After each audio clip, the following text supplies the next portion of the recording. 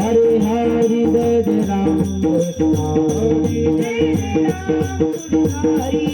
जय जय राम कृष्ण हरि हरि जय जय राम हरि जय जय राम कृष्ण हरि जय जय राम हरि हरि जय जय राम कृष्ण हरि जय जय राम जय जय जय राम कृष्ण हरि जय जय राम हरि हरि जय जय राम कृष्ण जय जय राम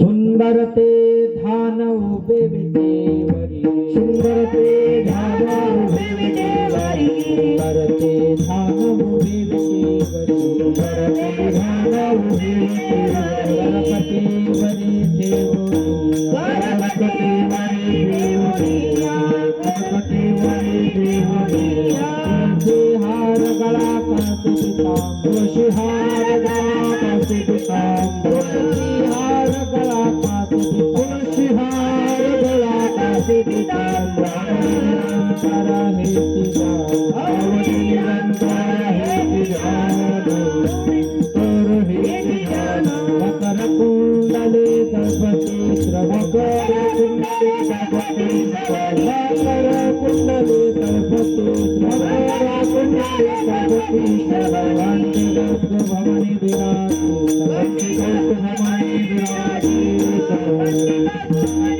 विराजी तुलसी हार कासे तुलसी हार कासे तुलसी हार कासे तुलसी हार कासे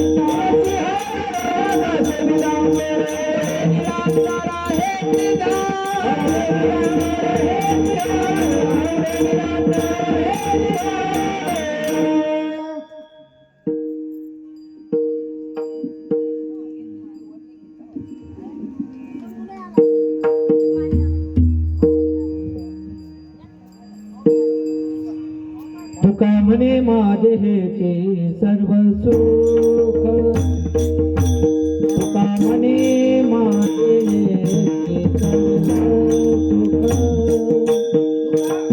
म्हणे माझे हेचे सर्व सुख तुका म्हणे माझे हेचे सर्व सुख तुका म्हणे माझे हेचे सर्व सुख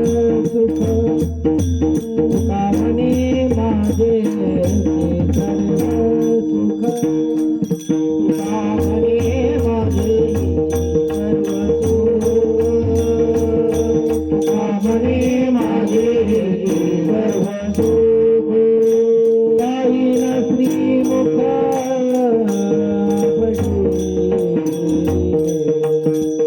काही नसली मुख हर गला कासे पीतांबर तुलसी हर गला कासे पीतांबर पाहिन श्री आवडी पाहिन श्री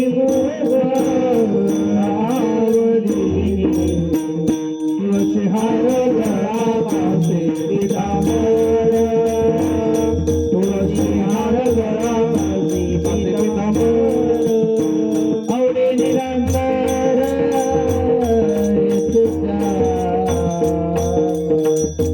आवडे निरंतर हे ध्यान हर कासे पितांबर तुलसी हर कासे पितांबर आवडे निरंतर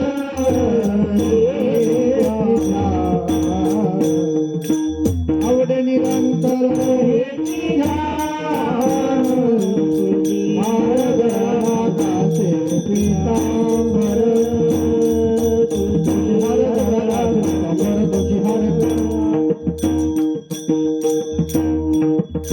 कासे पितांबर गोपार कुमारी गोपार कुमारी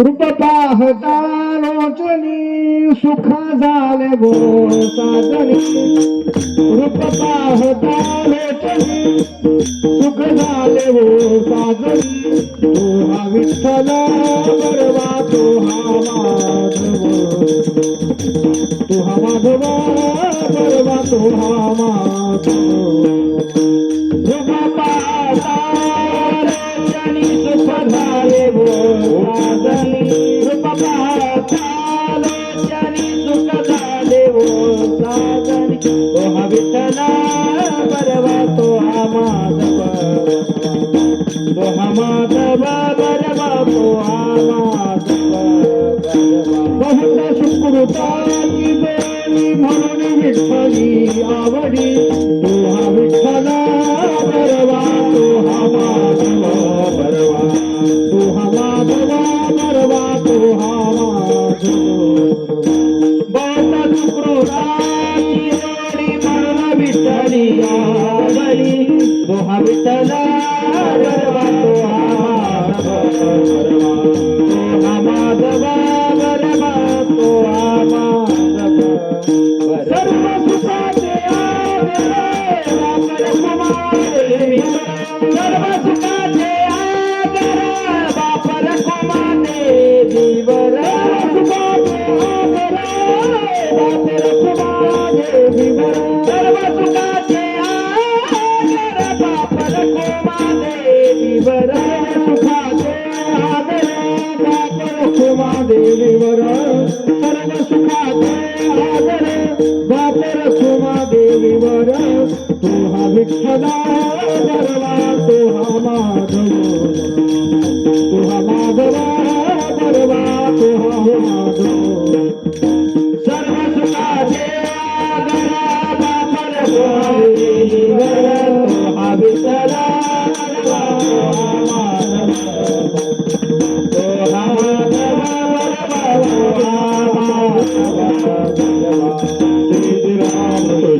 हरि जय राम कृष्ण हरि राम कृष्ण हरि जय राम कृष्ण हरि जय राम जय जय राम कृष्ण हरि राम कृष्ण हरि जय राम कृष्ण हरि राम कृष्ण हरि जय राम कृष्ण हरि जय राम कृष्ण राम कृष्ण हरि जय राम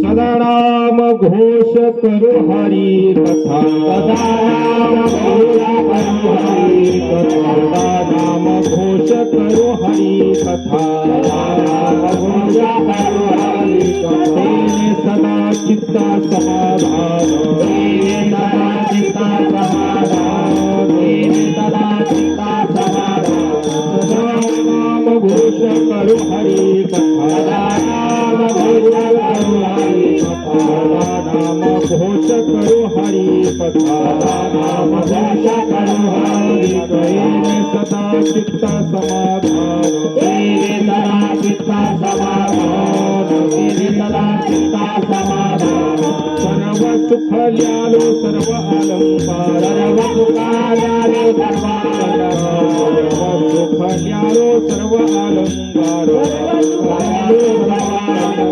आनंदी निरभय डुलत तो आनंदी निरभय आसो ऐसा कोठे आठवती नाही ऐसा कोठे आठवती नाही आसो ऐसा कोठे आठवती नाही आसो ऐसा कोठे आठवती नाही विदेही भोग दशा विदेही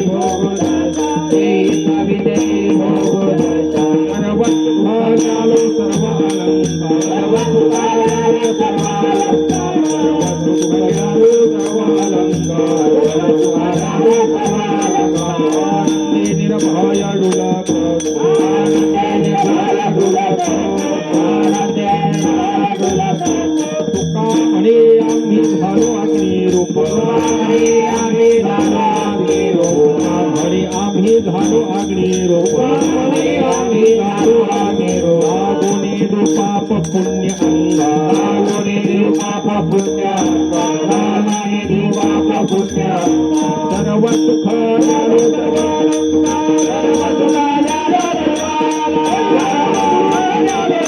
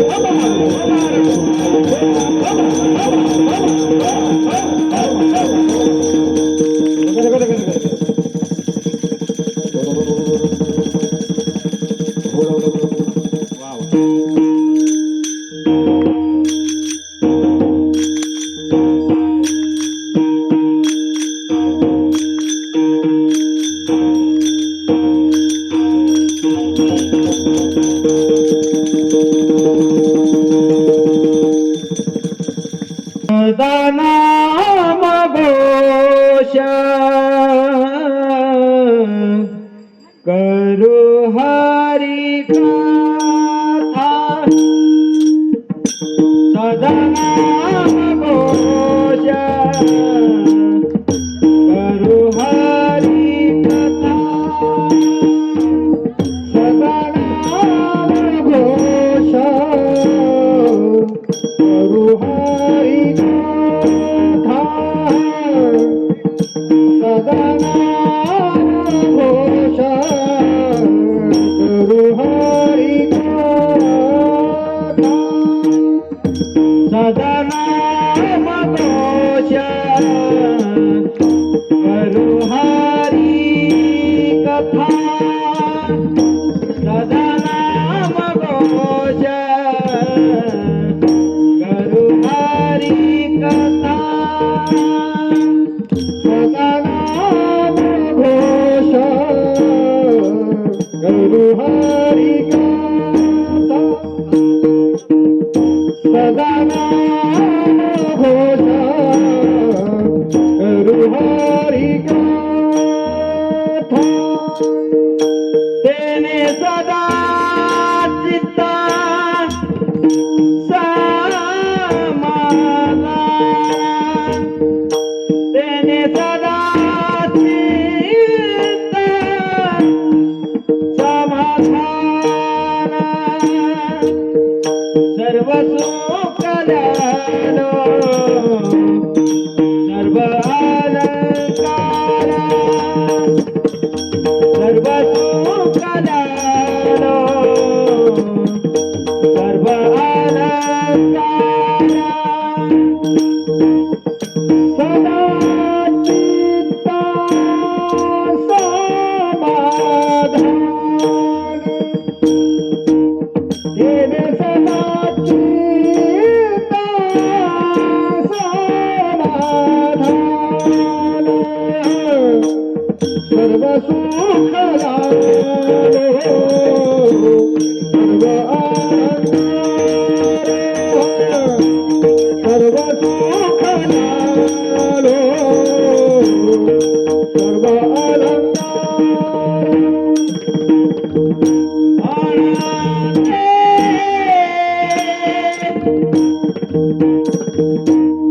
आनंदे निबर डोलत सो आनंदे निराळा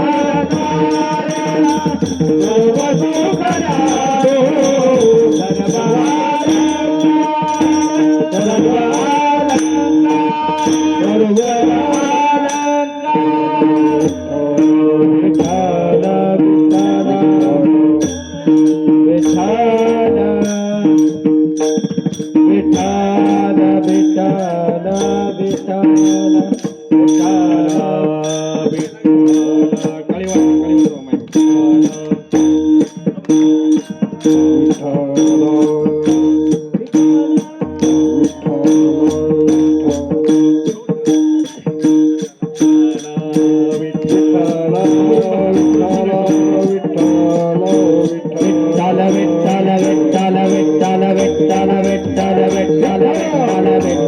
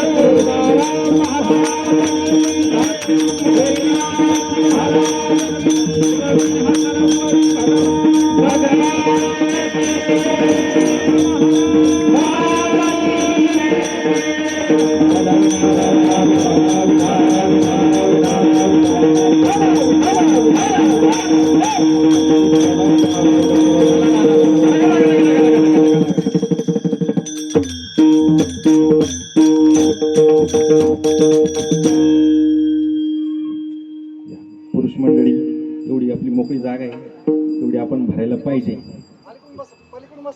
आली पण बस तुम्ही काही काळजी करू नका. तुमच्या चपला मी पाहू राहील. एक पण चप्पल गेली तर आपण देऊन टाकू. या समोर या. अजिबात काही टेन्शन नका घेऊ. या समोर या. योगेश भैया या. मामा विधान या. महिला मंडळी या पुढं.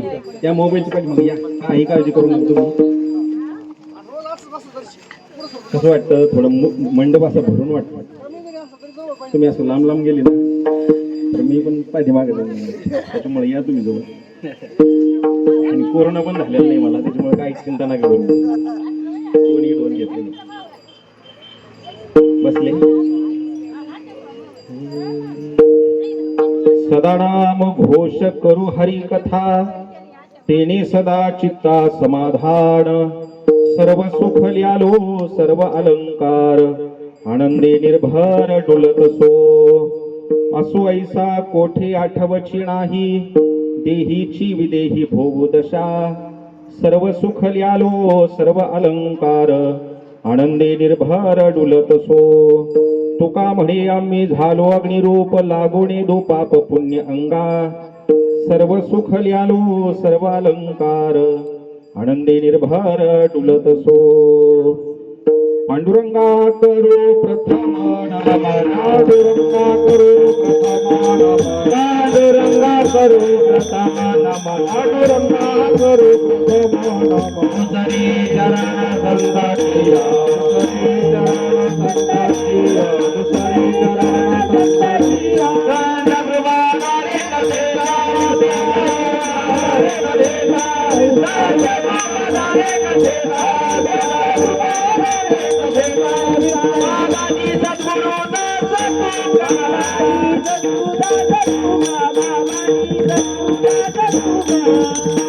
पांडुरंगा करू प्रथम नमन दुसरे चरण संतांचिया त्यांच्या कृपादाने कथेचा विस्तारू बाबाजी सद्गुरु दास तुका. ओम नमो ज्ञानेश्वर ओम नमो ज्ञानेश्वर ओम नमो ज्ञानेश्वर ओम नमो ज्ञानेश्वर ओम नमो ज्ञानेश्वर ओम नमो ज्ञानेश्वर ओम नमो ज्ञानेश्वर ओम नमो ज्ञानेश्वर ओम नमो ज्ञानेश्वर करुणा करा करुणा करा करुणा करा दयाळा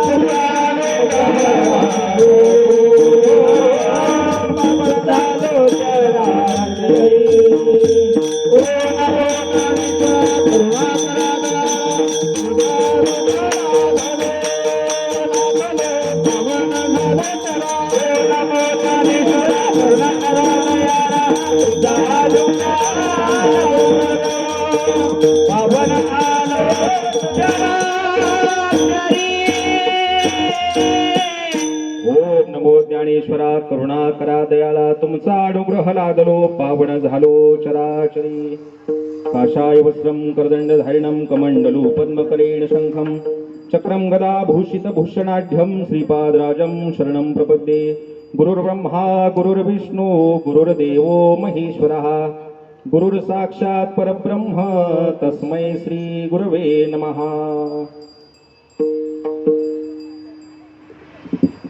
या ठिकाणी परम कृपालू परम दयालू असणारा भगवंतराय पांडुरंगाच्या या आशीर्वादाने आणि आपण ज्यांच्या सुंदर अशा संस्थांवरती आहोत, ज्यांच्या कुशीमध्ये आपण हा कार्यक्रम करत आहोत, असे असणारे नृसिंह सरस्वती महाराज यांच्या आशीर्वादानं खरं पाहिलं गेलं भगवान दत्तात्रयाचं असणारं हे द्वितीय स्वरूप, द्वितीय अवतार या ठिकाणी नरसिंह सरस्वती भगवंताचा आहे. खूप असे कमी वयामध्येच त्यांनी खूप असे चमत्कार करून दाखवले. ज्यावेळेस त्यांचा जन्म झाला त्यावेळेस आपण जसं एरवी बाल जन्माला येतं त्यावेळेस ते रडत रडत जन्माला येतं, पण जन्मतःच त्यांचा ओम या नावाने त्यांचा जन्म झाला आणि वयाच्या 7 वर्षापर्यंत नुसतंच ओम या शब्दाचं नामस्मरण नरसिंह भगवंतांनी नरसिंह सरस्वती भगवंतांनी या ठिकाणी केलेलं आहे. तदनंतर आई वडिलांना वाटलं, त्यांच्या आईचं नाव होतं अंबा माता आणि वडिलांचं नाव होतं या ठिकाणी माधव काळे, हे त्यांच्या वडिलांचं नाव होतं. कारंजे या नावात कारंजे या गावी त्यांचा जन्म झालेला होता आणि 7 वर्षाचे असतानाच त्यांच्या वडिलांना वाटलं आता तरी त्यांना बोलता येईल, म्हणून त्यांनी काय केलं तर मौजे बंधन करायचं ठरवलं आणि मौज या ठिकाणी जो ब्राह्मणामध्ये विधी असतो तो विधी या ठिकाणी संपन्न केला. तर 7च वयाच्या 7व्या वर्षीच त्यांनी 4 वेद 6 शास्त्र 18 पुराण मुखोद्गत या ठिकाणी म्हणून दाखवले आई वडिलांना आणि एक आश्चर्य झालं. असं असणार या कलियुगामध्ये ज्येष्ठ श्रेष्ठ असणारं जे दैवत भगवान नरसिंह सरस्वती यांच्या या मंदिरासमोर या प्रांगणामध्ये आपण ही सेवा या ठिकाणी करत आहोत. अनेक वर्षापासून ही अखंड हरिनामाची सप्ताहाची असणारी सेवा या ठिकाणी दरवर्षी संपन्न होत असते. ज्यांचं या ठिकाणी मार्गदर्शन आहे, ज्यांचा आशीर्वाद आहे, जे संस्थानिक आहे, मठाधिपती आहे या संस्थांचे, असे असणारे दासगिरी बाबांनी या ठिकाणी 12 वर्ष इतकी साधना केली. 12 वर्ष बाबांनी या ठिकाणी जेवण केलं नव्हतं, फक्त दुधावर आणि फळावर या ठिकाणी बाबा राहिले. आपण म्हणतो ना संतांचं कसं असावं तर जगाच्या कल्याणा संतांच्या विभूती देह कष्ट विती परोपकारे, स्वतः कष्ट घेऊन तुमच्या आमच्या सर्वसामान्यांचं दुःख दूर करण्याचं काम या ठिकाणी बाबा करतात. त्यांचाही असणारा आशीर्वाद या सप्ताहाला आहे. बाबा देखील या ठिकाणी बसलेले आहे. ज्यांचं कुशल असं मार्गदर्शन आहे असे आमचे असणारे परममित्र हरिभक्तपरायण किशोरजी महाराज शास्त्री निकम. खरं पाहिलं गेलं तर कीर्तनाला महाराजांनीच मला उभं केलं. आजकाल उभे करणारे पुढे जाय म्हणणारे असं कोणीच नसतं या समाजामध्ये. प्रत्येकाला वाटतं हा आमच्या पाठीमागच असावा. तर एका भावासारखं प्रेम, लहान नाही मी त्यांच्या इतकंच वयाचं आहे, लहान नाही त्यांच्यापेक्षा, तर इतकं प्रेम त्यांचं माझ्यावर आहे. पहिल्यांदा त्यांनी दत्तगड संस्थानला या ठिकाणी सेवा दिली आणि आता असणार महाराजांनी मला इथं पण सेवा दिली.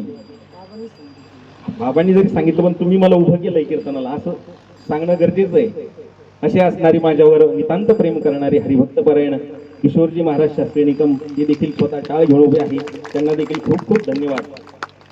ज्यांनी सुंदर अशी चाल गायली, महाराजांनी देखील चाल गायली, महाराजांसोबत ज्यांनी सुंदर अशी चाल गायली, परिसराचं वैभव पूर्ण महाराष्ट्रामध्ये ज्यांचं ख्याती आहे, गायनाचार्य हरिभक्तपरायण अनंतजी महाराज ठोकळ, त्यांचा 1 महिन्यापूर्वी त्यांच्या कुटुंबावर खूप मोठी दुःखद त्यांच्या वडिलांचं निधन झालं होतं. तरी देखील भजनावर असणारी श्रद्धा, देवावर असणारी श्रद्धा, ते देखील स्वतः उभे आहे. आणि नक्कीच त्यांच्या वडिलांना बघत असतील वरून तर कौतुक वाटत असन की एरवीच्याला इतर जे मुलं आहे ते काय करताय, डीजे पुढे नाचताय, कोणत्या तरी टपरी पुढे जाऊन उभे राहताय. पण हा माझा असणारा मुलगा नक्कीच या ठिकाणी भजनामध्ये आहे, कीर्तनामध्ये आहे. त्यांना देखील आनंद वाटत असन, ते देखील आलेले आहेत. त्यांना देखील या ठिकाणी धन्यवाद. अवधूत गुरुकुलमचे असणारे सर्व साधक मंडळी हे देखील आज कीर्तनाला आवर्जून उपस्थित आहेत. त्यांना देखील या ठिकाणी खूप खूप धन्यवाद. विणेकरी महाराज देखील उपस्थित आहेत, त्यांना देखील धन्यवाद. आणि मृदुंगाची सेवा जे करत आलेली आहेत. मृदुंग वाजवणं म्हणजे एवढी सोपी गोष्ट नाही. अनेक वर्षाची तपश्चर्या करावी लागते, घाम घालावा लागतो. त्यावेळेस हे जे पखवाज आहे तो वाजवता येत असतो, ते प्रसन्न होत असतं. ते देवाचं भजन करण्याचं साधन आपल्यावर प्रसन्न होत असतं. असे असणारे महाराष्ट्रातील ख्यातनाम मृदुंगाचार्य हरिभक्तपरायण नवनाथजी महाराज भवर हे देखील कीर्तनासाठी उपस्थित आहे. त्यांना देखील खूप खूप धन्यवाद. ज्यांची या ठिकाणी गुरुचरित्र पारायणाची सेवा आहे, रमेश आबाद आणि धोंडराम महाराज काळे, बरोबर ना, हा सदाशिव महाराज काळे हे देखील उपस्थित आहे. त्यांना देखील धन्यवाद. त्याच पद्धतीनं अर्ध गंगापूर तालुका ज्यांची शेव खातं असे असणारे सुधाकर भाऊ हे देखील उपस्थित आहे. त्यांना देखील धन्यवाद. सुंदर असा काकडा जे करतात हरिभाऊ काका, हरिभक्तपरायण अशोक महाराज, हरिभाऊ काका हे देखील उपस्थित आहे. प्रशांत महाराज आहे. तदनंतर विदाटे मामा देखील उपस्थित आहे. योगेश भाऊ आहे. तुमचा मला परिचय नाही, त्याबद्दल माफ करा. मी सगळ्यांची नावं घेतली. माता भगिनी म्हणत असत्याल याचा काय आम्ही बांधल्यातला काय, तसं काही नाही. तुमचं नाव घेणं गरजेचंच आहे. तुम्ही कोण आहात तर स्वतः मुख्यमंत्र्याचे कोण आहात, बहिणी आहात. दर महिन्याला तुमचा भाऊ 1,500 रुपये टाकतो. लाडक्या बहिणी आहात तुम्ही मुख्यमंत्र्याच्या. त्याच्यामुळे नाही तर तुम्ही म्हणता भाऊला सांगतो आमच्या भावाला आणि याचं राशनच बंद करून टाकतो. त्याच्यामुळे मला राशन भेटायचंय. तुम्ही सर्व माता भगिनी उपस्थित आहात. आमच्या असणाऱ्या बहिणी भागवताचार्य माई महाराज सुकासी या देखील उपस्थित आहे. त्यांना देखील खूप खूप धन्यवाद. आमच्या बहिणी देखील उपस्थित आहे, त्यांना देखील धन्यवाद. मातोश्री देखील आहे, त्यांना देखील धन्यवाद. परिसरातून सर्व माता भगिनी ज्या ठिकाणी उपस्थित आहे त्यांना देखील धन्यवाद. आणि या ठिकाणी आपण आपली कीर्तनाची असणारी सेवा या ठिकाणी काय करू, प्रारंभ करू. विठ्ठला विठ्ठला विठ्ठला विठ्ठला विठ्ठला विठ्ठला.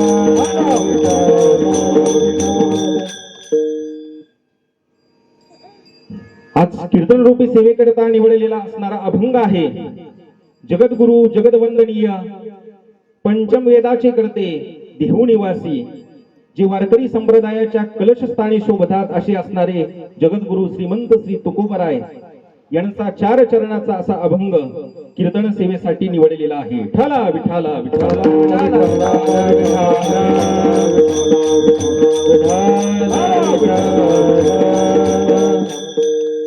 प्रस्तुत अभंगामधून जगद्गुरु तुकोबराय सांगताय, आपल्याला निर्देश करताय की मी जे आयुष्य जगलेलो आहे या आयुष्यामध्ये येऊन काय केलेलं आहे. सदा नाम घोष आणि सदा हरिकथा आम्ही केलेल्या आहेत. आणि ते हरिकथा करून नामघोष करून आम्हाला काय प्राप्त झालं तर सर्वसामान्यांना दुर्लभ असणारा समाधान सुख आम्हाला प्राप्त झालेलं आहे.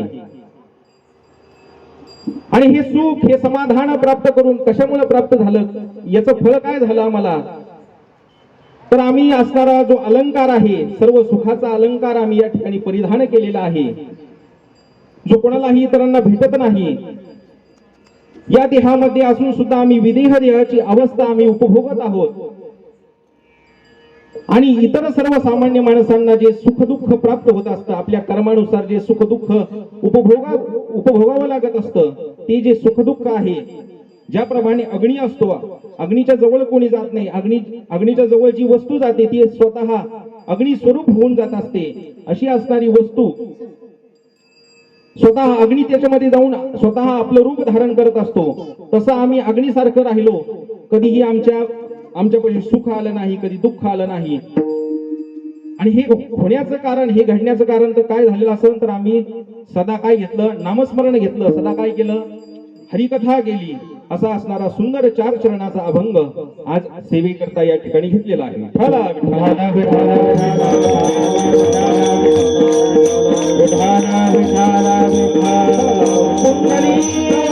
हरी विठ्ठल. श्री ज्ञानदेव तुकाराम पंढरीनाथ भगवान की जय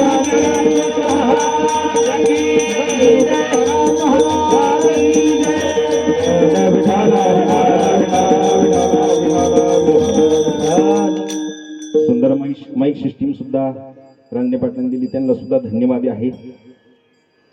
कोण राहिलं नाही ना? झाले. प्रत्येक या ठिकाणी या मृत्यू लोकामध्ये 3 जन्म या ठिकाणी महत्वाचे सांगितलेले आहेत.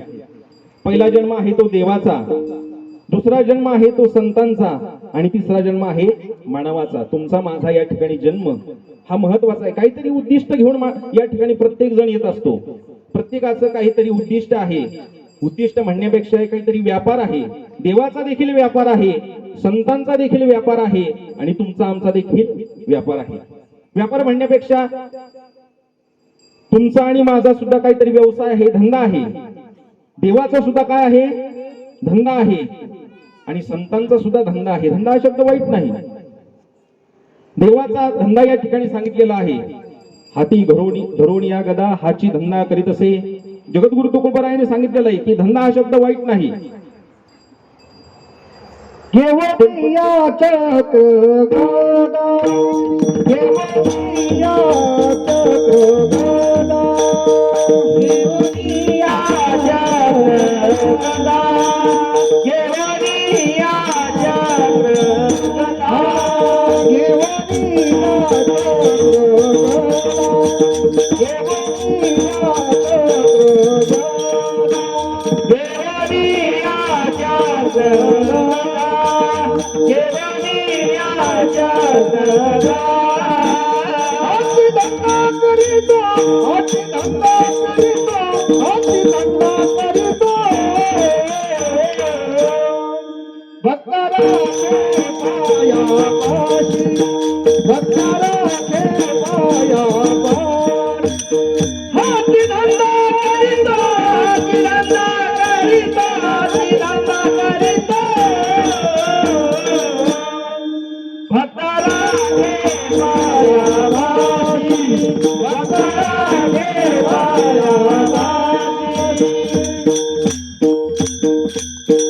केवडिया चक्रगदा हाची धंदा करीत असो.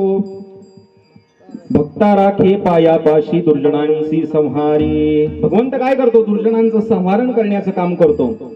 महाभारतामध्ये एक छोटीशी गोष्ट आहे, कथा या ठिकाणी महाभारतामध्ये आपण बघतो. धर्मराजाला या ठिकाणी द्यूत खेळता येत नव्हतं. द्यूत म्हणजे काय? आजच्या जमान्यातलं असणारं पत्ते, बरोबर ना? हा बुद्धिबळ किंवा मग पत्ते सुद्धा म्हणता येईल आपल्याला. तीन र कधी खेळायचे नाही सांगितले. रम, रमा आणि रम्मी. त्याच्यातलं असणार आहे रम्मी. या आपल्या मोबाईलला येत असतं. युट्यूब आपण बघत असतो तर जंगली रमी प्याओ ना महाराज, पण महाराज कधी जात नाही. तुम्ही आपण पण नाही जायला पाहिजे. खरं पाहायला गेलं तर एक आमचे पाहुणेच आहे, त्या ऑनलाईन पद्धतीच्या नादात 10 लाख रुपये गेले त्या माणसाचे. मुलगा पळून गेलेला आहे आणि वडिलांनी फाशी घेतली. ही परिस्थिती आहे. तसं धर्मराजाला या ठिकाणी द्यूत खेळायचं माहित नव्हतं आणि धर्मराजाने द्यूत मांडलेला आहे. कोणासोबत? दुर्योधनासोबत या ठिकाणी द्यूत मांडलेला आहे. आणि दुर्योधनाच्या बाजूने कवड्या फेकण्यासाठी, जरासंधाच्या असणाऱ्या हाडापासून त्या कवड्या तयार करण्यात आलेल्या होत्या. त्या कवड्या फेकण्यासाठी तुम्ही ऐकलं असेल भांजे, शकुनी मामा, तुम्ही बघितलं असेल ना भांजे. खरं पाहायला गेलं तर दोन्ही बाजूनी कवड्या टाकणारे असावे, पण या ठिकाणी शकुनी मामा, त्याला वरदानच होतं. पुरुषांनी कशी पण कवडी टाकावी तर त्याला बरोबर तोडण्याचं काम किंवा त्याच्या विरुद्ध कवडी टाकायचं काम शकुनी मामाचं होतं. धर्मराजाने या ठिकाणी पूर्वी, आता आपण जसं पैसे लावतो 100 रुपये, 200 रुपये, 500 रुपये असं काहीतरी असतं, तर त्या काळामध्ये इस्टेट लावायचे. जुगारामध्ये त्याच्यामध्ये इस्टेट लावायची. इंद्रप्रस्थ धर्मराजाने मांडलेला आहे. इंद्रप्रस्थ पहिल्यांदा हरले. अनेक गावं, राज्य स्वतःच लावलं, राज्य सुद्धा हरलेले आहे. मग स्वतःपासून सुरुवात केली. मी स्वतः धर्मराजाने त्याला आपल्याला डावावर लावले, तर धर्मराजा सुद्धा हारलेले आहे. अर्जुनाला लावलं, नकुलाला लावलं, सहदेवाला लावलं. सर्वच्या सर्वजण असणारे आहे डावावर लावलेले, सर्वच्या सर्व हारलेले आहे. दुर्योधनाला तसा आनंद होत आहे, अधिक आनंद होत आहे की मी जिंकत आहे. शकुनी मामा माझ्या साईडनं या ठिकाणी कवड्या टाकत आहे, मी विजयी होत आहे. ज्यावेळेस धर्मराजाला डावामध्ये मांडण्यासाठी काहीही राहिलं नाही, त्यावेळेस त्यांनी दुर्योधनाला आज्ञा केली की आता बाद झाला आपला खेळ, आता माझ्याकडे काहीच नाही राहिलं या डावावर लावण्यासाठी. त्यावेळेस दुर्योधनाच्या बुद्धीमध्ये अधर्म गेला आणि त्यांनी सांगितलं तुमची पाच जणांची पांडवांची असणारी पत्नी द्रौपदी या ठिकाणी ती लावायची राहिलेली डावावर.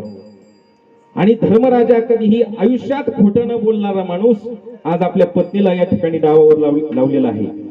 आणि होऊ नये ती घटना या ठिकाणी घडली. द्रौपदी आई साहेब हरल्या, त्या ठिकाणी धर्मराज हरलेले आहे. आणि दुर्योधनाने आदेश केला, आपल्या सेवकांना सांगत आहे जा द्रौपदीच्या महालामध्ये आणि तिला या ठिकाणी ओढत आणा. ज्यावेळेस दुर्योधनाचे असणारे जे सेवक आहे आणि जातानीच सांगितलं की ती आज आपली दासी झालेली आहे, तुमच्या असणारे त्या वहिनी आज राहिलेल्या नाही.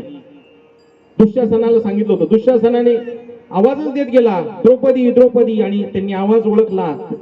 एरवीच्याला वहिनी वहिनी म्हणणारा आज मला आज द्रौपदी नावाने हाक मारत आहे, काहीतरी घडलेलं आहे.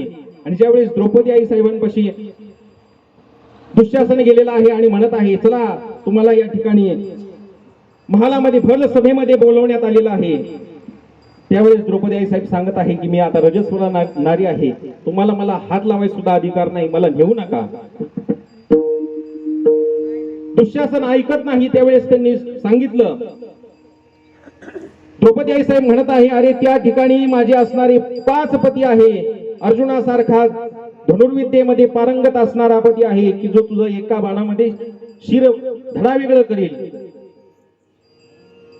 भीम आहे, एका गदेमध्ये तुला या ठिकाणी तुझी चटणी करीन, असे असणारे रथी महारथी माझे पती आहे, तू कसं काहीच घेऊन जातो. तर नाही म्हणले, तुला यावंच लागन. हाताला धरून भर सभेमध्ये ओढत आणलेला आहे द्रौपदी आई साहेबाला. द्रौपदी आई साहेबाला हे माहीतच नाही की आम्ही डावामध्ये हरलेली आहे. ती वर मान करून इतरांकडे बघत आहे. धर्मराजाकडे बघितलं, धर्मराजाने मान खाली घातलेली आहे. भीमाकडे बघितलं, नकुलाकडे बघितलं, भीष्माचार्य कृपाचार्य या त्या ठिकाणी बसलेले आहेत, त्यांच्याकडे बघितलं, त्यांनी देखील माना खाली घातल्या. बघा संगतीचा परिणाम. एखाद्याच दृष्ट प्रवृत्तीच्या लोकांचं जर अन्न आपण खाल्लं तर आपल्याला सुद्धा धर्माच्या बाजूची बुद्धी होत नाही, अधर्माच्या बाजूची बुद्धी या ठिकाणी होत असते. आज सर्व दुर्योधनाला सहाय्य होत आहेत.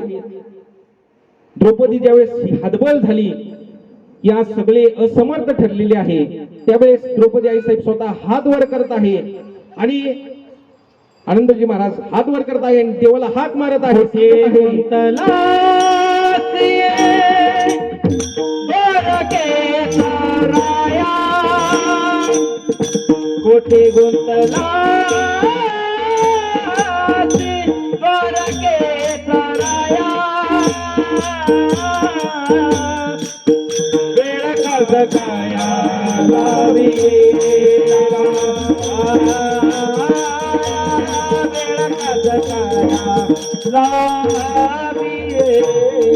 कोठे गुंतला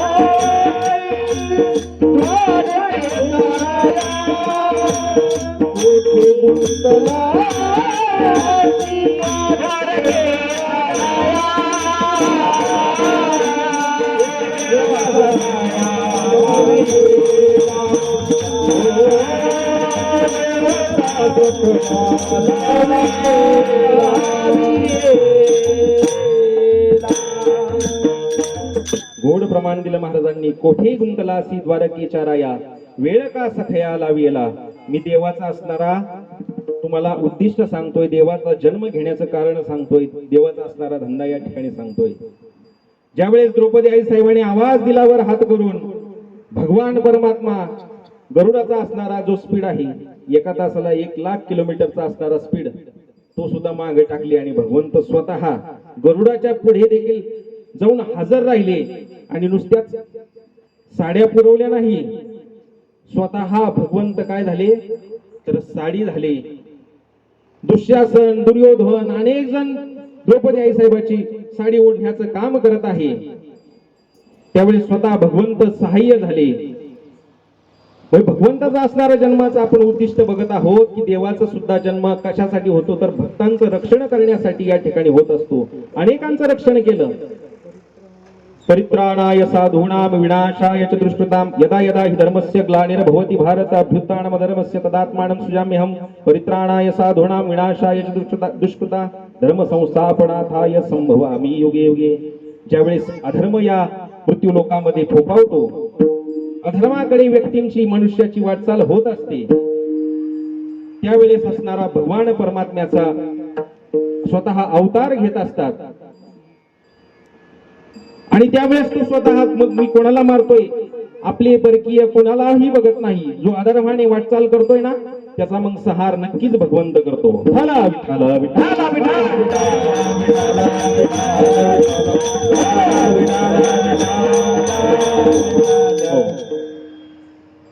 आपण भगवंताचं असणारं जन्माचं कारण या ठिकाणी बघितलं. आता आपल्याला बघायचंय तुमचा माझा असणारा जन्म. तुमचा माझा जन्माचं काय उद्दिष्ट आहे, कशासाठी माणसाचा जन्म होतो? भजन करण्यासाठी. संतांनी तर सांगून ठेवलेलं आहे भजन करण्यासाठी आपला जन्म होत असतो. देवी दिला देह भजन गोमटा तोया झाला फाटा बाधिकेचा. तुमचा माझा जन्म कशासाठी होतो? भजन करण्यासाठी होत असतो. पण तुमचा माझा जन्म आपण कशासाठी व्यर्थ घालतोय? एकतर माणसाचं जीवनच किती थोडं सांगितलेलं आहे. अल्प आयुष्य मानव देह शत गणिले अल्प आयुष्य मानव देह अल्प आयुष्य मानव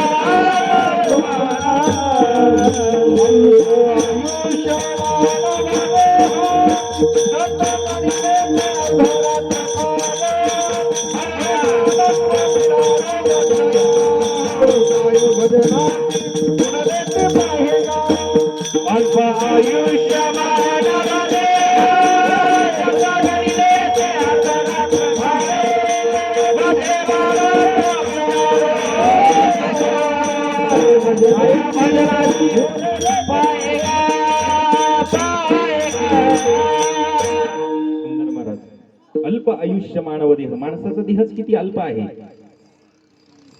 संतांनी 100ची आपल्याला वयोमर्यादा सांगितलेली आहे, पण आज शक्य आहे का 100? हो, घडीचा सुद्धा भरोसा नाही माणसं. आपण बघितलं 2-3 दिवसापूर्वी उपमुख्यमंत्री सेफ्टी माणसं फोर व्हीलर गाडी फॉर्च्युनर बघतात. कशामुळे? सेफ्टीसाठी, की आपल्याला काही व्हायला नको. पण भगवंताने जे नियोजन केलेलं आहे तुम्हाला विमानात सुद्धा ते बरोबर ज्या ठिकाणी आहे त्या ठिकाणी आणतो. ही गोष्ट खरी वाईट झालेली आहे महाराष्ट्रासाठी, पण भगवंताची असणारी ती योजना आहे. अल्प आयुष्य मानवाचं ते आहे, त्यामध्ये शतगणिले ते अर्धरात्र खाय. झोपेमध्ये अर्ध आयुष्य आपलं निघून जाणार आहे. राहिलेल्या आयुष्यामध्ये मग बालपण आहे, तरुणपण आहे आणि म्हातारपण आहे. बालपणी माणसाला कळतं का? बालपणी तर आईबाप म्हणता येईल की आहे ना, माझ्या असणाऱ्या मुलाला काही कळत नाही, शेवटी आई आहे प्रेमाने म्हणत असत. तरुणपणामध्ये बायको म्हणते आमच्या यांना काही कळत नाही, आणि म्हातारपणामध्ये पोरं म्हणतात आमच्या यांना काही कळत, आमच्या वडिलांना आईला काही कळत नाही. नकळतच माणसाचं आयुष्य असं निघून जातं. अल्पजीवनामध्ये अल्पायुष्यामध्ये या ठिकाणी काहीही माणसाला कळत नाही. अल्पायुष्याच्या वेदना सुद्धा जास्त सांगितलेल्या आहे संतांनी. तरुणपणामध्ये जे काहीतरी करून दाखवायचं वय आहे ते सुद्धा असंच निघून जात महाराज. खरंच आपले असणारे महापुरुष किती थोर होऊन गेले बघा. इतिहासामध्ये ज्याची नोंद करण्यात आलेली आहे असे असणारे शहीद भगतसिंगांचं गोड चरित्र आपल्याला पाहायला मिळतं बघा. तरुण रक्त आहे, देशासाठी समर्पण होण्याची इच्छा आहे मनामध्ये. भगतसिंगांनी भारत मातेच्या स्वातंत्र्यासाठी या ठिकाणी आपलं बलिदान दिलं. शेवटच्या वेळी जात असताना बघा त्या असणाऱ्या सभागृहामध्ये त्यांनी बॉम्बस्फोट केला. त्याच्यामुळे असणारं त्यांना मृत्यूदंड न्यायाधीशाने सांगण्यात आलं की तुम्हाला उद्या फाशीची शिक्षा होणार आहे. भगतसिंगाला या ठिकाणी कशाचाही चेहऱ्यावरती कशाचाही दुःख नाही. फाशीची शिक्षा हसत हसत त्यांनी स्वीकारली. ज्यावेळेस सांगण्यात आलं त्यांना आणि दुसऱ्या दिवशी तो जेलर ज्यावेळेस भगतसिंगांची कोठडी उघडण्यासाठी उघडली आहे. भगतसिंग तर काय करत आहे, भल्या पहाटे उठून व्यायाम करत आहे. जेलरनी त्यांना विचारलं, अहो व्यायाम कशासाठी करायचा? तर शरीर तंदुरुस्त राहण्यासाठी व्यायाम करायचा आहे, शरीर चांगलं राहण्यासाठी व्यायाम करायचा आहे. आणि शरीर कशासाठी चांगलं ठेवायचं? जास्त दिवस जगण्यासाठी, शरीर आपलं सुदृढ असावं. त्यावेळेस शहीद भगतसिंगांना विचार, अरे तुझं आयुष्य किती राहिलं? अजून 1-2-3 तासांनी तू या ठिकाणी निघून जाणार आहे, तुला फाशी देणार आहोत आणि तू अजून सुद्धा या ठिकाणी व्यायाम करत आहे, काय कारण? त्यावेळेस शहीद भगतसिंगांची एक गोष्ट खूप गोड सांगितली आहे का सज्जनांनो. शहीद भगतसिंग म्हणत आहे, ज्यावेळेस मी लहान होतो त्यावेळेस माझी आई असणारी या बागेमध्ये भगवंतासाठी असणारी फुलं गोळा करायला जायची आणि ज्यावेळेस सगळे फुलं ती मंदिरामध्ये घेऊन यायची त्यावेळेस देवाच्या चरणावरती सगळ्यात ताजं फुल या ठिकाणी समर्पित करायची. शहीद भगतसिंगांचे वाक्य आहे, ही भारत माता माझ्यासाठी देव आहे आणि तिच्या चरणावरती समर्पित होण्यासाठी मी असं तसं जाणार नाही, सुकलेलं म्हणून जाणार नाही. ताजं तवानं फुल हे देवाला आवडत असतं तसं मी या ठिकाणी समर्पित होणार आहे. असं असणारं शहीद भगतसिंगांचं वाक्य. आणि आजकाल आपला तरुण काय करतो आहे?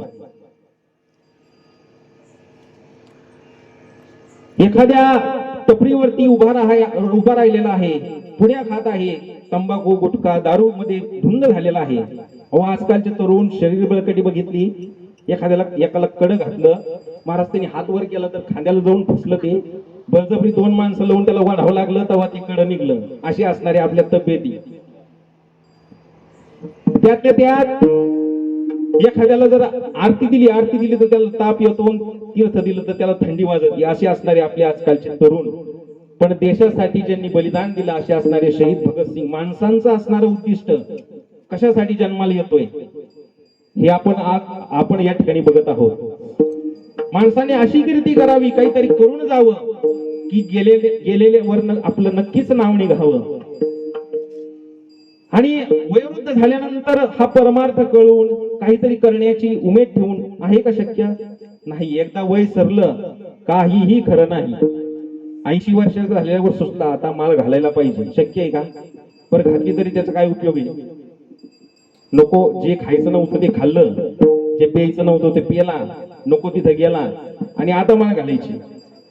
आणि ज्या वेळेस तो माणूस जातो त्यावेळेस सगळे म्हणते, महाराज यांच्या भाषणाला या, सगळे टाळ घेऊन उभे राहा. आणि आम्ही महाराज वृंदावनला शिकले, एवढं मोठं आम्ही कुठेतरी देवाच्या मंदिरात साधना केली, महाराज सुद्धा आळंदीला शिकले, आम्हाला सुद्धा म्हणावं लागतं वा काय माणूस होता. बळजबरी त्याला तुळशीच्या पानाला त्याच्या तोंडामध्ये टाका असं नव्हतं करायला पाहिजे. बेसनामाचे पानं आणायचे त्याच्या तोंडात टाकायला पाहिजे होते. पण नाही महाराज, माणसाचा जन्म हा याच्यासाठीच आहे, भजनासाठी आहे, देवाचं कार्य करण्यासाठी आहे. असा असणारा आपण 2 जन्म बघितले, एक देवाचा जन्म बघितला आणि एक माणसाचा जन्म बघितला. पण संतांचा जन्म कशासाठी आहे तर ते कारण अभंगाच्या पहिल्या चरणात जगद्गुरु तुकोबाराय सांगतात.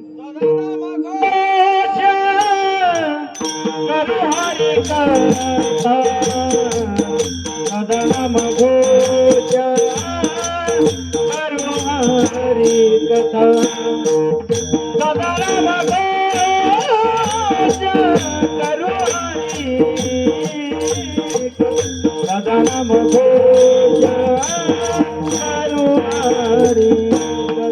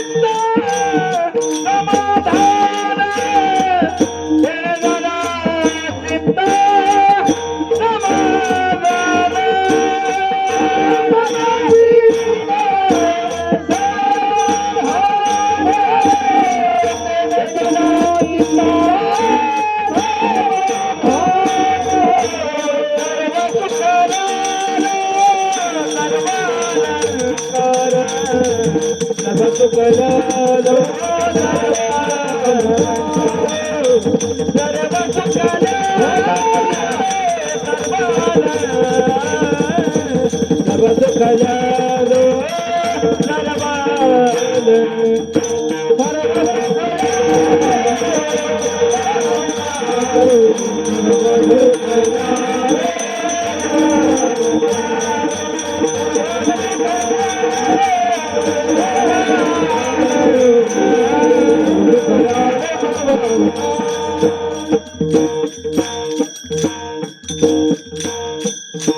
जगद्गुरु तुकोबराय आपल्याला सांगताय सदा नाम घोष आणि सदा हरिकथा करण्यासाठी सांगताय. आम्ही जे आयुष्यभर केलं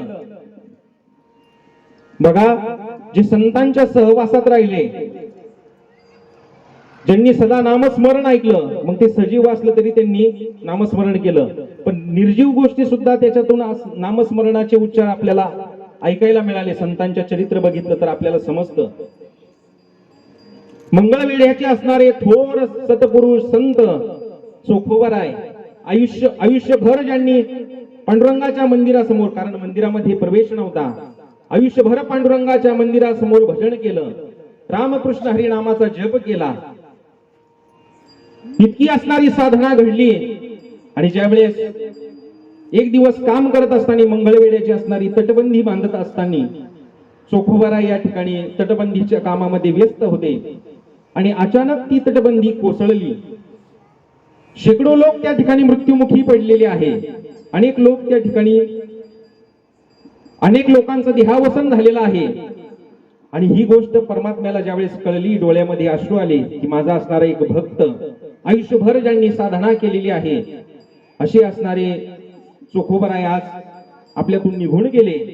नामदेवरायांना आज्ञा दिली की नामदेवा जा, चोखोबरायाच्या ज्या अस्थी आहेत त्या जमा करा आणि या ठिकाणी माझ्या मंदिरासमोरच त्यांना असणारी समाधी द्या. त्यावेळेस चोखोबरायांचे जे हड आहे, अस्थी आहे, ते गोळा करण्यासाठी नामदेव महाराज जात आहे. पण जाता जाता पांडुरंगाला त्यांनी विचारलं, अहो म्हटले देवा, मी त्यांची हड कशी ओळखायची, कसं मला समजवायचं की ही असणारी जे हड आहे ते चोखोबरायांचे आहे. ऐक म्हणली, ज्या हडामधून विठ्ठल नामाचा उच्चार येत असन ती हड माझ्या चोखोबरायाचे. ज्यावेळेस नामदेवराय मजल करत या ठिकाणी मंगळवेढ्याला पोहोचले, एक एक हाड बघत आहे, कानाला लावत आहे. काही हाडामधून पैसे पैसे पैसे असा आवाज येत होता. ती हाड कोणाची असतं? बरेच तुमच्या माझ्यासारखेच असतात, दुसरे कोणाचे असणार आहे? व्यवसाय, उद्योग, धंदा हे आपल्याकडे. अनेक हाड चेक केली आणि ज्यावेळेस शेवटी बघितलं, एक हाडाला असं कानाला लावलं, बघितलं त्याच्यातून अखंड विठ्ठल विठ्ठल नामाचा ध्वनी येत होता. तशी असणारी हाडे सगळे जमा केली आणि एक उपरण्यामध्ये घेऊन आली. बघा, सांगायचं तात्पर्य, संतांच्या सहवासात संत स्वतः नामस्मरण करतातच, यात काही शंका नाही. पण त्यांची हाडं सुद्धा काय म्हणत होते? विठ्ठल विठ्ठल म्हणत होते, रामकृष्ण हरी म्हणत होते. अशी असणारे निर्जीव हाडं सुद्धा बोलत होते. आपण जनाबाईचं चरित्र बघतो, जनाबाईचं चरित्र सुद्धा हेच सांगतंय. जनाबाईंचा उद्योग होता की गौऱ्या थापायच्या आणि भिंतीला लावायच्या, गौऱ्या थापत होत्या. शेजारच्या सुद्धा त्यांच्या आसपासच्या माता बहिणी सगळ्या मिळून जायच्या आणि गौऱ्या. एक दिवस त्या गौऱ्यावरूनच भांडणं झाली दोन्ही माता मावल्याची, की ही गौरी माझी आणि ती गौरी माझी. मग भांडणं मिटवायचे कसे? जनाबाईंनी सांगितलं, ज्या गौरी मधून रामकृष्ण हरी विठ्ठल नामाचा गजर येत असन ती गौरी माझी आहे. बघा, निर्जीव गोष्टीला संतांचा स्पर्श झाला तर ती गौरी सुद्धा आज दर्शनाला त्या ठिकाणी ठेवण्यात आली. ती गौरी नाही पण तिचं प्रतीक ठेवण्यात आलेलं आहे. सुलीभंजन या ठिकाणी एकनाथ महाराजांनी साधना केली. त्या खडकावर बसून या ठिकाणी नाथ महाराजांनी भजन केलं, देवाची आराधना केली. तोच खडक या ठिकाणी जाऊन वाजवायचा. आज सुद्धा टाळासारखा आवाज आणि इतर खडकामधून वेगळा आवाज येतो आणि नाथरायांच्या त्या खडकापासून वेगळा आवाज येतो. असे असणारे संत आहे. आपण तर स्वतः भजन करतात, पण निर्जीव गोष्टीला सुद्धा भजन करायला लावलं. आपण माऊली ज्ञानोबारायांच्या ज्ञानेश्वरी मंदिरामध्ये जातो. एका संतांनी माऊली ज्ञानोबारायांनी त्या खांबाला स्पर्श केला तर त्या खांबाचं मंदिर झालं. त्या खांबासाठी मंदिर बांधण्यात आलं आणि त्या खांबावर डोकं टेकवण्यासाठी आपण सर्वजण जातो. ही असणारी संतांची ताकद आहे. आणि ह्या ताकदीचा महिमान कशामुळे शक्य झालं? आणि हे केल्यानंतर समाधान आम्हाला नामस्मरण घेतल्यानंतर काय प्राप्त झालं? तर समाधान प्राप्त झालं. समाधानाची आपण बघणारच आहोत. व्याख्या तोपर्यंत एकदा भजन करा. विठ्ठला विठ्ठला विठ्ठला.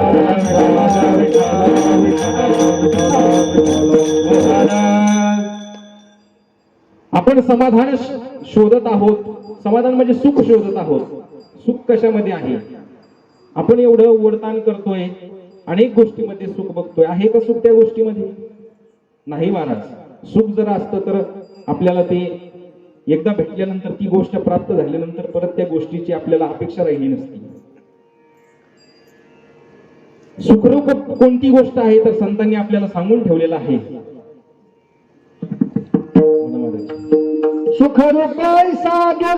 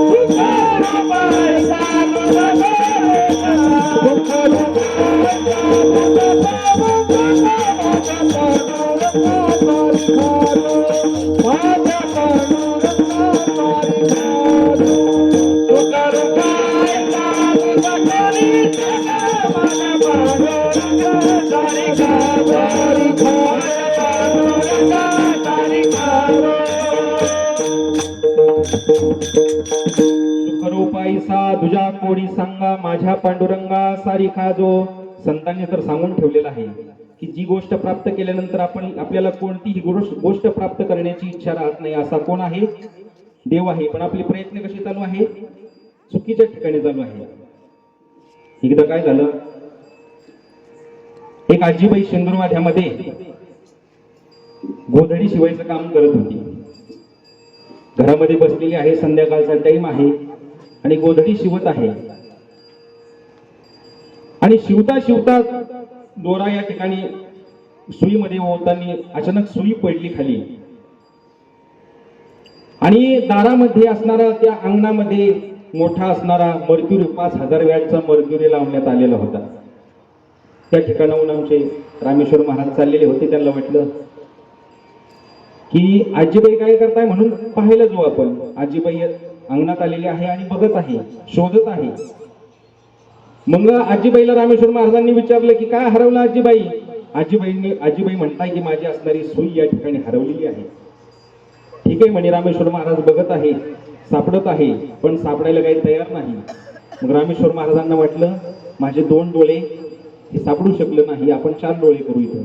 चार डोळे मिली करू म्हणजे त्यांनी काय केलं, सत्यम महाराजांना नरसापुरून बोलून घेतलं. दिवाळीचे सुट्ट्याचे दिवस होते आणि त्यांना वाटलं आपण सत्यम महाराजला बोलू. सत्यम महाराज नरसापूरहून गाडीला हात देत शेंद्रवाद्यात आले आणि आता 2 जण आणि 4 डोळे आणि आजीबाईचे असणारे अर्धे म्हणजे वय झाल्यामुळे ती दिसत नव्हतं, अर्ध ती कमी दिसायचं.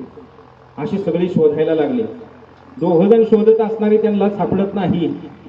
त्यावेळेस त्यांनी वैभव महाराजांना बोलवून घेतलं आणि सगळे एकेकाचा असा क्रम लावला त्यांनी की आपण, आणि सगळे एकत्र आले आणि सगळे ती सुई शोधायला तयार आहे. अख्खी गल्ली या आळीपासून त्या आळीपर्यंत सगळं शोधून झालं आणि महाराज कार्यक्रमाहून आले होते, नेटकत चालले होते. महाराजांना वाटलं अरे आपले विद्यार्थी दिसत आहे आणि दिवाळीच्या सुट्ट्या चालू आहे आणि इथं काय करत आहे. महाराजांनी जवळ आलं आणि विचारलं काय करताय मुलांनो, आता तर सुट्ट्या चालू आहे. एरवी तुम्ही शाळा चालू असताना सुद्धा घरी जाता आणि आता घरी पाठवलेलं असताना सुद्धा काय इच्छा उत्पन्न झाली तुमच्या मनामध्ये शेंदूरवाद्यामध्ये येण्याची. त्यावेळेस त्यांनी सांगितलं आजीबाईची सुई हरवलेली आहे आणि आम्ही सर्वजण मिळून शोधत आहे. मग महाराज आल्याबरोबर त्यांनी आजीबाईंना विचारलं आजीबाई तुम्ही सुई आणि दोरा कुठं, या ठिकाणी सुई दोरा आणि गोधडी कुठं शिवत होता ते मला एकदा सांगा. इतरांना समजलं नाही. मग महाराज आल्यावरती हुशार असले कारण त्यांनी विचारलं आधी की कुठं सुई दोरा पडलेला आहे. ते म्हणे आजीबाई म्हणले आतमध्ये घरात आहे. मग किशोर महाराजांनी असणारे स्वतः गेले आणि सुई शोधून दिली. म्हणजे सांगायचं तात्पर्य महाराजांकडे राहिल्यानंतर असं कंबर बांधता येतं, असं कीर्तन करता येतं.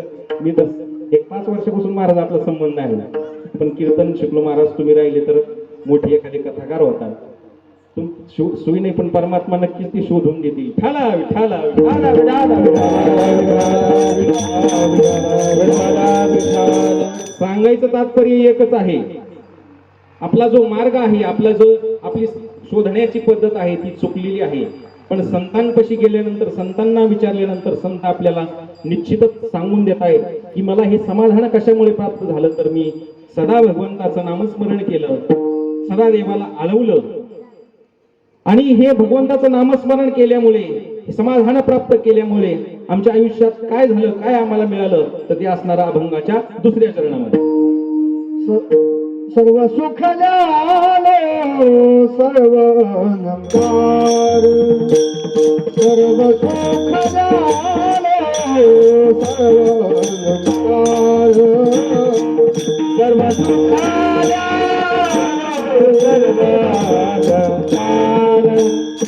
सर्व सुख सर्व नमस्कार,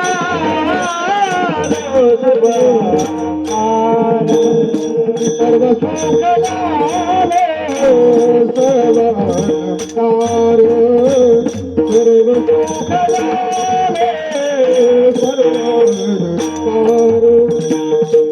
सर्व सुख सर्व अलंकार, सर्व सुख सर्व आनंदे निर्भय झुलता झुलता सर्व सुख झाले सर्व अलंकार, सर्व सुख झाले सर्व अलंकार, आनंदे निर्भय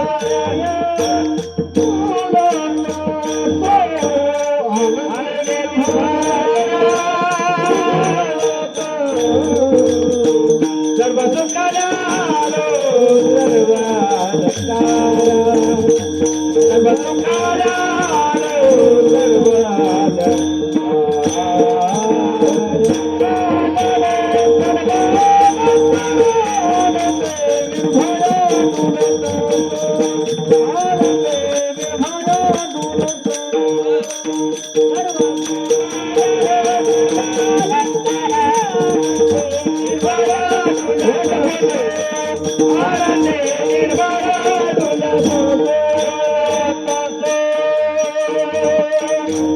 जगद्गुरु तुकोबराय सांगताय, अभंगाच्या 2ऱ्या चरणात सांगितले तुकोबरायांनी, जे आम्ही नामस्मरण केलं, हरीची कथा केली, नामाचा घोष केलेला आहे, त्याच्यामुळे आम्हाला समाधान तर प्राप्त झालं, सर्व सुख लिहालो, सर्व अलंकार, सुखाचा असणारा अलंकार आम्ही परिधान केलेला आहे आणि तो अलंकार परिधान करून आम्ही आमच्या आनंदामध्ये आम्ही आमच्या मस्तीमध्ये या ठिकाणी डोलत आहे.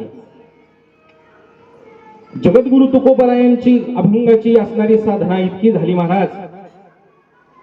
जगद्गुरु तुकोबरायांनी एकांतात जावं भंडारा डोंगरामध्ये नामस्मरण करण्यासाठी. भगवंत स्वतः ज्यावेळेस दृष्ट प्रवृत्तीच्या लोकांनी तुकोबरायांचा गाथा इंद्रायणीमध्ये बुडवला, तर तो असणारा गाथा 13 दिवस या ठिकाणी इंद्रायणीमध्ये तरलेला आहे. इतकी साधना, इतका आनंदात तुकोबराय या ठिकाणी डोलत होते. तुकोबरायांनी विचारलं की हे सुख तुम्हाला कुठे प्राप्त झाला, हा आनंद तुम्हाला कुठे प्राप्त झाला. तुकोबराय सांगताय की मला हे कुठंच मिळालं नाही, मला हे आठवत सुद्धा नाही की कुठेही हा आनंद आहे आणि असणार जे समाधान आहे मला आठवत नाही की कुठं हे समाधान आहे. हे अभंगाच्या असणाऱ्या 3ऱ्या चरणात तुकोबराय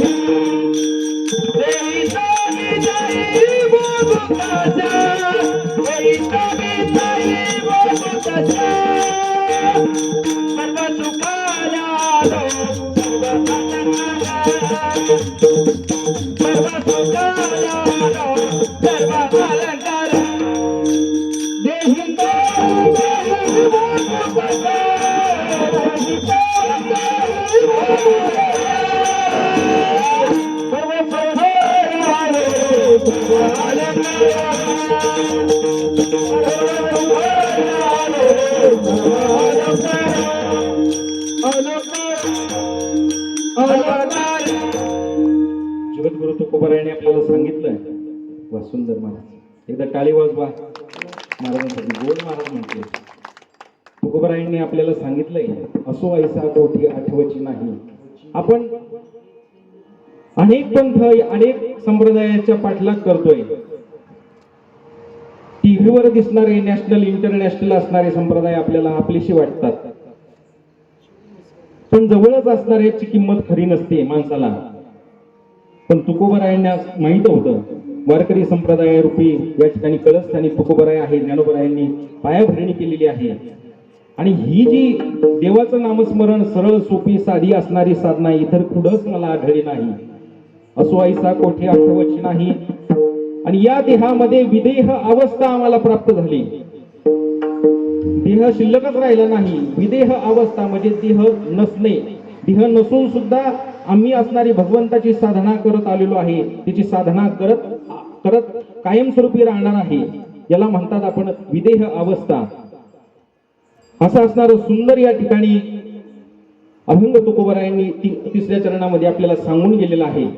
शेवटचा असणारं चरण आपण त्याला स्पर्श करू, त्याची असणारी सेवा या ठिकाणी करू. एकदा गोड असं भजन सर्वजण या ठिकाणी मिळून आपण करूया.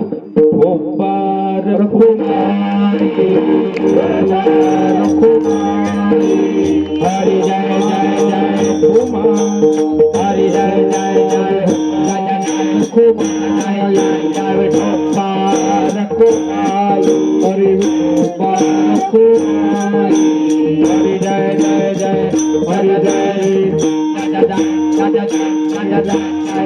Bapana kumai Bapana kumai Bapana kumai Bapana kumai Bapana kumai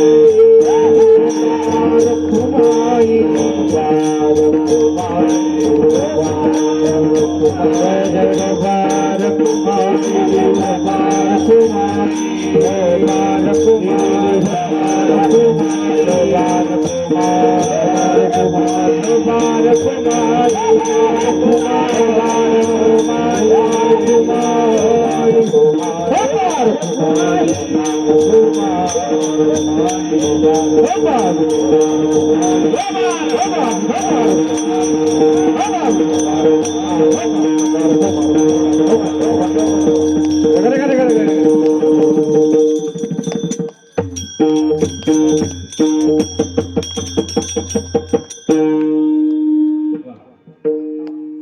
घोडा पण यांनी पकपक वाजवला, यांनी टाळ वाजवली, मुखाने म्हटले, आपण मस्तपैकी आनंद घेतला, तुम्ही सर्वांनी खूप टाळ्या वाजवल्या, त्याबद्दल तुम्हाला धन्यवाद. बरोबर आहे. टाळ्या वाजवत जा. पहिलं कीर्तन आहे, कीर्तनाची परंपरा आहे.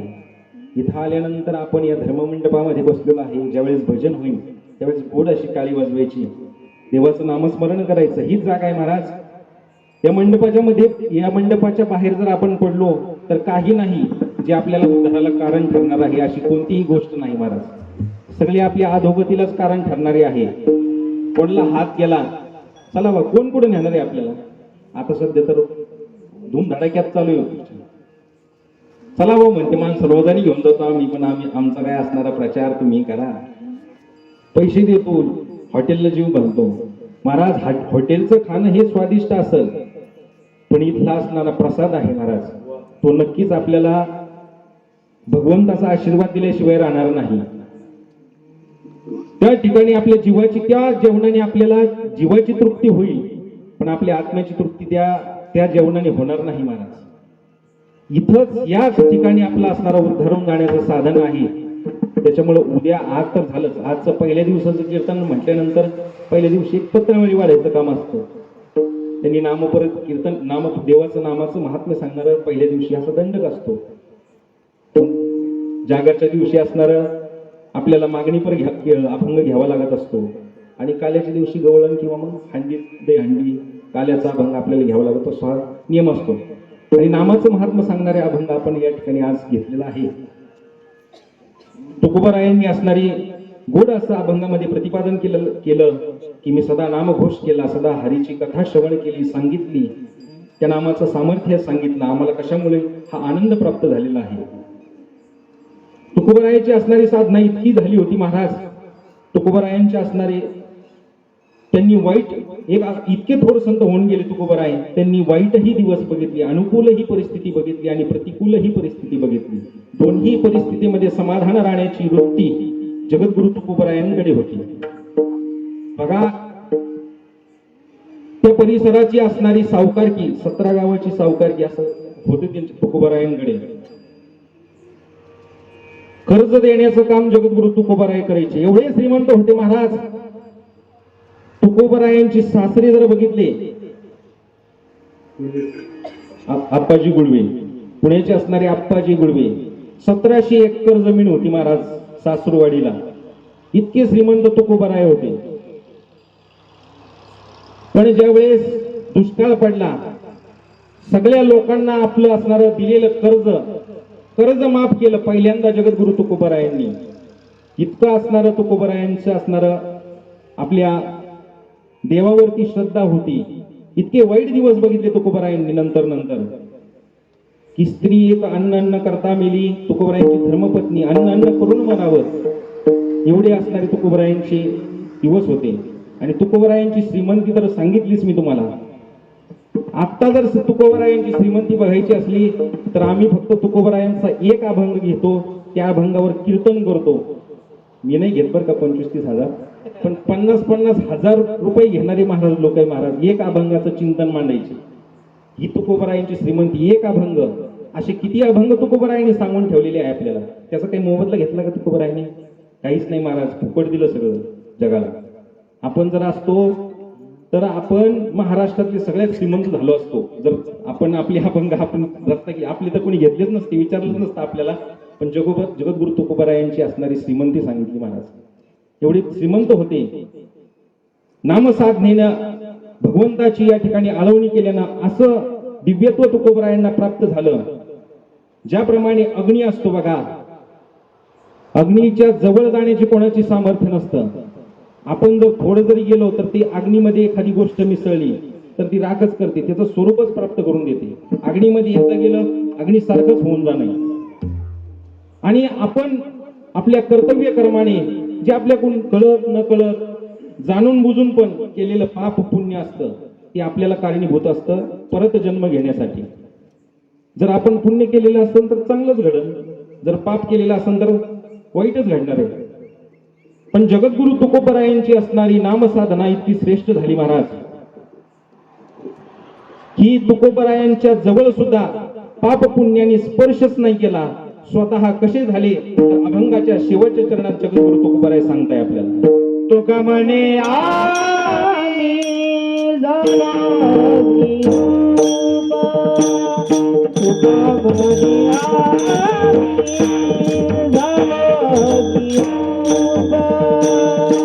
तुका म्हणे आम्ही झाला तुका म्हणे आम्ही झाला तुका म्हणे आम्ही झाला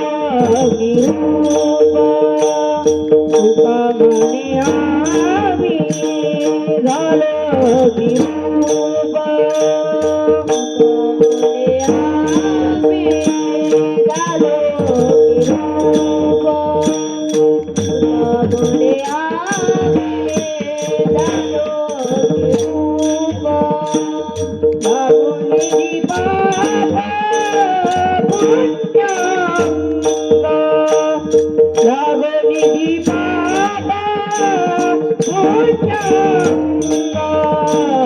सर्व सुख सर्व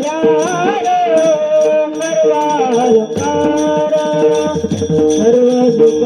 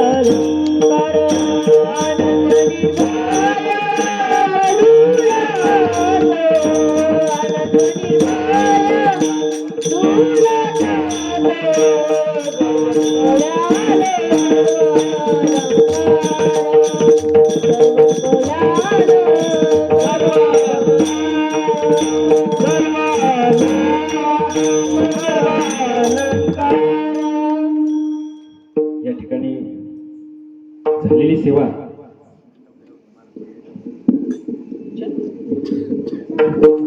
आपण नरसिंह सरस्वती भगवंताच्या चरणी बाबांच्या चरणी समर्पित करूया.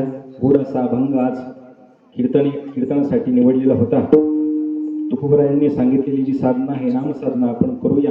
निश्चितच आपण त्या भगवंताला जवळ करण्याचा प्रयत्न करूया. एवढे बोलून या ठिकाणी मी माझी सेवा भगवंताच्या चरणी समर्पित करतो आणि या ठिकाणी सेवेला पूर्ण होईल. ज्ञानेश्वर माऊली ज्ञानेश्वर माऊली ज्ञानेश्वर माऊली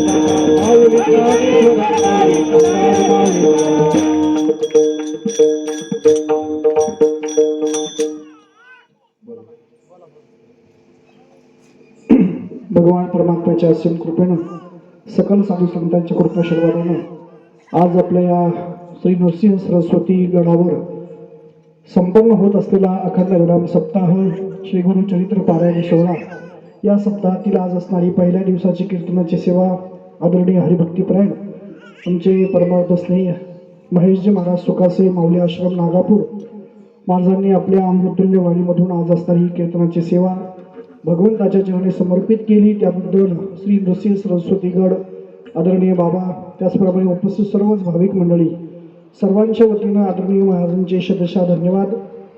अगदी महाराज जरी आपली सुरुवात असली तरी आपण अगदी कुठेही त्या सेवेला असणारे काही नाव ठेवण्यासाठी जागा नाही. सुंदर असणारं कीर्तन आपण या ठिकाणी संपन्न केलेलं आहे. अशीच आपली उत्तरोत्तर प्रगती होत राहो हीच भगवान दत्तात्रयाच्या चरणी, नृसिंह भगवंताच्या चरणी असणारी प्रार्थना करूयात. आणि माझा आपल्याला खूप खूप धन्यवाद देतो.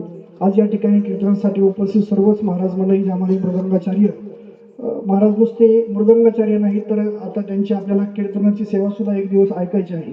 आदरणीय आमचे नवनाथजी महाराज भवर महाराज देखील या ठिकाणी अगदी चौरंगीचे राहायचे.